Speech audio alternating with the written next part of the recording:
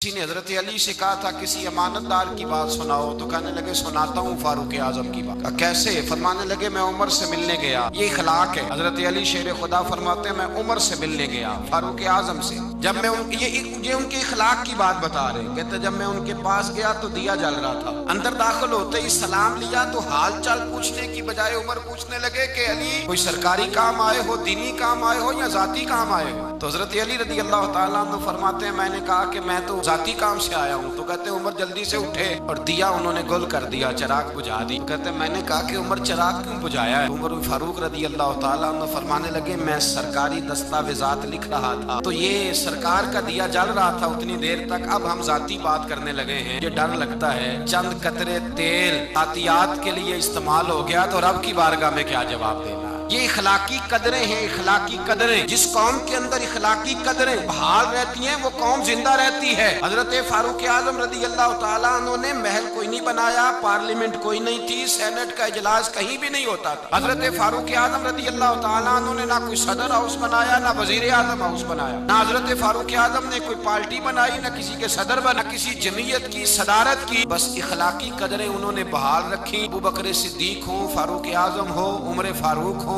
हजरत उस्मान गनी हो या मौला अली हो, इनके इखलाक और किरदार जिंदा हैं तो ये लोग कयामत के बाद भी जिंदा हैं। इखलाकी कदरें जिस कौम की जिंदा रहे, जो इखलाकी तौर पे मर जाए इखलाकी तौर पर। हजरत फारूक आजम रदी अल्लाह ताला अन्हु माले गनीमत। हजरत उस्मान कहते मैं छत पे खड़ा था तो एक आदमी को देखा, दोपहर का वक्त है, सख्त शिद्दत की धूप चमक रही, नंगे पांव एक बूढ़े को देखा, ऊंट हाँकता हुआ आ रहा है। मेरे दिल में ख्याल आया इस बूढ़े को मशवरा देता हूँ, इस बूढ़े को मशवरा देता हूँ कि जनाब छोड़ दें ये आप इस उम्र में किस चक्कर में लगे हुए हैं, दुनिया सो रही है आप भी सो जाएं। कहते मेरे दिल में ख्याल आया कितना हरीस बूढ़ा है।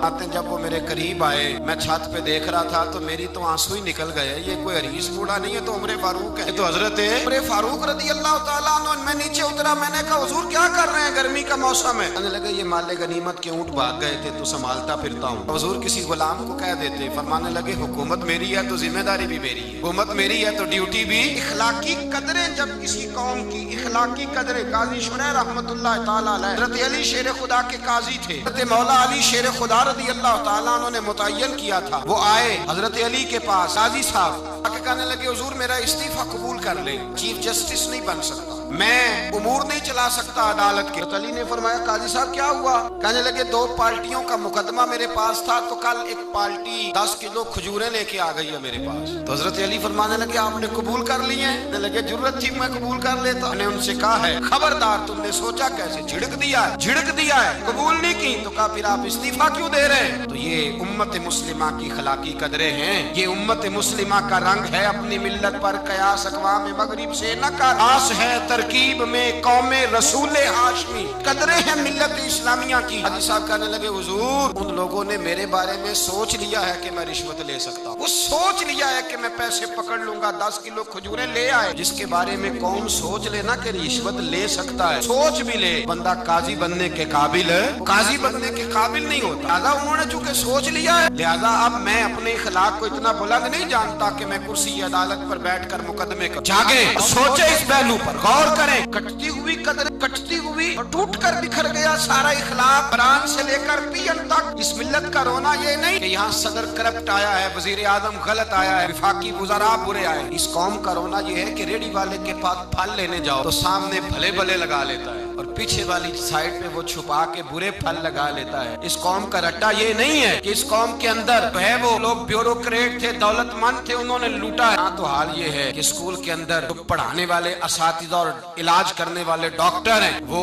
अपनी ड्यूटी को इतनी तवज्जो नहीं देते जितने अपने प्राइवेट इदारे और एकेडमी को तवज्जो दे। अखलाकी कदरें जिस कौम की पामाल होती है, मेरे रसूल पाक सल्लल्लाहु ताला अलैहि वसल्लम ने फरमाया याद रखो अगर तुमने अपने इखलाक सवार ली और तुम में से जिसका इखलाक सबसे अच्छा हो गया, की आदतें सवर गई, हुजूर फरमाते रब उसे दिन को रोजा रखने वाले और रात को तहज्जुद पढ़ने वाले से ज्यादा अच्छा अजर अता फरमाएगा। उसने अपने इखलाक को अच्छा कर लिया, अपनी आदतों को सवार लिया और फरमाया मैं तुम्हारे इखलाक सवारने आया हूँ, मैं तुम्हारी आदतें निखारने आया। मेरे रसूल पाक अलैहिस्सलातु सलाम ने इखलाक की कदरें, मेयार बुलंद किया। इखलाकी कदरों का मेयार लोगों पर बोझ बन जाता था। अगर किसी का एक पैसा किसी के हाथ आता था उसको रात नींद नहीं आती, ना मुहाल होता था। ये इखलाक था। साथ वाला पड़ोसी बेचैन होता था तो इस घर में भी किसी को नींद नहीं आती थी। ये इखलाक था। उस्मान गनी रदी अल्लाह ताला अन्हु अगर मालदार हैं, जिस भूखे की भूख का पता चला है, उस्मान गनी ने अपने कंधे पे तोड़ा रख के उसके घर पहुंचाया। इखलाकी कदरें थी। हजरत बिलाल हबशी रदी अल्लाह ताला अन्हु का रंग काला है, होंठ मोटे हुए नहीं है, लेकिन वो जब भी आके खड़े होते थे सारे कुरैशी हाशमी खड़े होकर उनका इस्तकबाल करते। इखलाकी कदरें जिस कौम के अंदर मजबूत होती हैं, हमारे तो घरों में सत्यानाश हो गया इखलाक।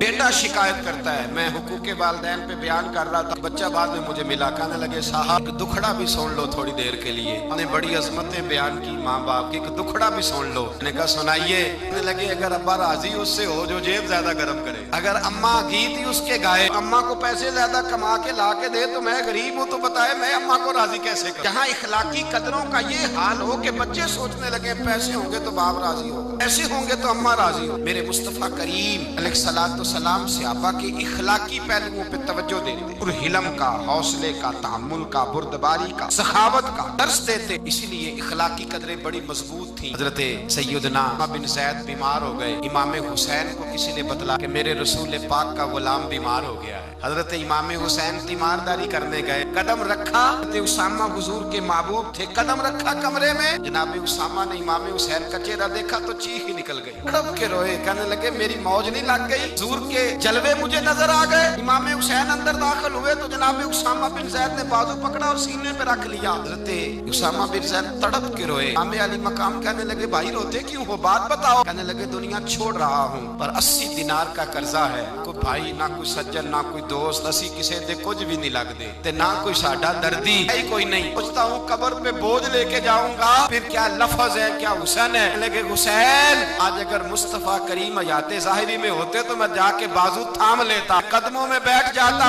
मेरा रसूल तो गैरों के भी बोझ उठा लिया करता है। इखलाकी कदरें देखिए। इमाम हुसैन फटाफट उठे, भी साथ था, गुलाम भी साथ थे, अब कुछ हो सकता था। हुसैन उठे गए, नी चादर में 80 दिनार डाल छुपाए और लेके आए, आके हजरत उसामा बिन ज़ैद को दी। और पता क्या फरमाते हैं रात आए थे 80 दिनार, मैं कह रहा था मुझे तो जरूरत नहीं, पता नहीं रब करीम ने किसका नसीब मेरे घर भेज दिया है, मुझे तो हाजत नहीं थी, ये तो तेरे पैसे थे जो मेरे घर थे, मेरे रब ने ड्यूटी लगाई कि जा उसे दे के आ। इस कौम के अंदर इखलाकी कदरें बेदार होती, जिस कौम के अंदर इखलाकी कदरें बेदार होती, कौम का अंदाज बदल जाता है, रवैये तब्दील हो जाते हैं। रसूल पाक सल्लल्लाहु अलैहि वसल्लम ने फरमाया अल्लाह इखलाक को सूरत देता तो सबसे अच्छी सूरत अल्लाह इखलाक को अता फरमाता।